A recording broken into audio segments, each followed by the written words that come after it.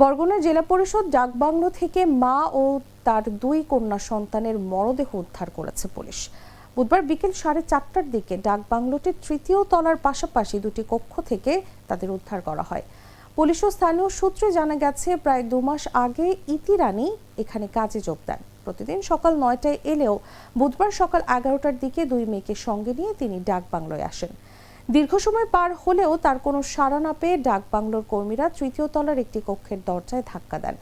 ভেতর থেকে কোনো শব্দ না পেয়ে থানায় খবর দেওয়া হয়। পরে পুলিশ এসে পাশাপাশি দুটি কক্ষ থেকে 3 জনের মরদেহ উদ্ধার করে। একটি খোলা কক্ষ থেকে বড় মেয়ে আরাধ্যার মরদেহ এবং ভেতর থেকে দরজা বন্ধ থাকা অন্য কক্ষ থেকে মা ইতি রানী ও ছোট মেয়ে অনুরাধার মরদেহ উদ্ধার করা হয়। বড় মেয়েটির মরদেহ যে কক্ষে ছিল সেখানে 5টি ঘুমের ওষুধ এবং পানি পাওয়া গেছে। ঘটনাস্থল পরিদর্শন শেষে বরগুনার পুলিশ সুপার মোহাম্মদ কুদরতি খুদা বলেন, কক্ষ ভেতর থেকে বন্ধ থাকায় প্রাথমিকভাবে ধারণা করা হচ্ছে কোনো ক্ষোভ থেকে পূর্ব পরিকল্পনা অনুযায়ী আত্মহত্যার সিদ্ধান্ত নেওয়া হতে পারে। তবে বড় মেয়ের মরদেহের পাশে ঘুমের ওষুধ পাওয়া গেছে। ঘটনার পেছনে অন্য কোনো রহস্য বা ভিন্ন কোনো কারণ আছে কিনা তা খতিয়ে দেখতে তদন্ত চলমান রয়েছে বলেও জানান তিনি। যথেষ্ট পরিমাণ স্বামী স্ত্রী কোনো দিনও কোনো মুখ কোলাকালি হয় নাই।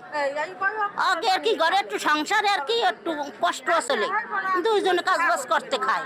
দুইজন শিশু কন্যা পাশাপাশি দুটো রুমে মৃত অবস্থায় পাওয়া যায়। প্রথমে একটি রুমের দরজা খোলা ছিল, খাটের উপরে বড় মেয়ে মৃতদেহ পাওয়া যায়। পাওয়ার পরে জেলা পরিষদের কর্মচারীবৃন্দ, ইভেন জেলা পরিষদের আমাদের যে সম্মানিত চেয়ারম্যান মহোদয় আছেন, উনিও আমাকে জানালেন। পরে আমি থানা পুলিশকে পাঠাই, আমাদের এডিশনাল এসপি ক্রাইম সাহেবও আসেন, ডিবির টিম আসে, আমিও আসি। আসবার পরে আমরা প্রথমে বড় মেয়ের মৃতদেহ খাটের উপর পাই। তারপরে পাশের যে রুমটি, সেই রুমটি ভিতর থেকে বন্ধ অবস্থায় পাই। তো অনেক ডাকাডাকি করি, যখন কোনো সারা শব্দ আসে না ভিতর থেকে, তখন আমরা অন্যান্য যারা জেলা পরিষদের এই ডাকবাংলোর যে কর্মচারী ছিলেন ওনাদের সামনে, আমাদের পুলিশের সামনে, জেলা পরিষদের চেয়ারম্যান মহোদয় ছিলেন ওনার সামনে, আমরা দরজা বাইরে থেকে ভেঙে ভিতরে ঢুকে দেখি যে খাটের উপরে মা ইতি রানী এবং তার ছোট মেয়ের মরদেহ পড়ে আছে। আমাদের প্রাথমিক ধারণা এটা একটি আত্মহত্যা, কারণ হচ্ছে যেহেতু দরজা ভিতর থেকে বন্ধ ছিল আর আমরা দরজা ভেঙে ভিতরে প্রবেশ করেছি। এবং সাধারণত মা মেয়েদেরকে নিয়ে আসতেন না, এখানে কাজ করতেন, উনি পরিচ্ছন্নতা কর্মী ছিলেন, উনি একাই এসে কাজ করে আবার চলে যেতেন। আজকে বেড়ানোর কথা বলে, ঘোরার কথা বলে দুটো মেয়েকে বাড়ি থেকে নিয়ে এসছেন।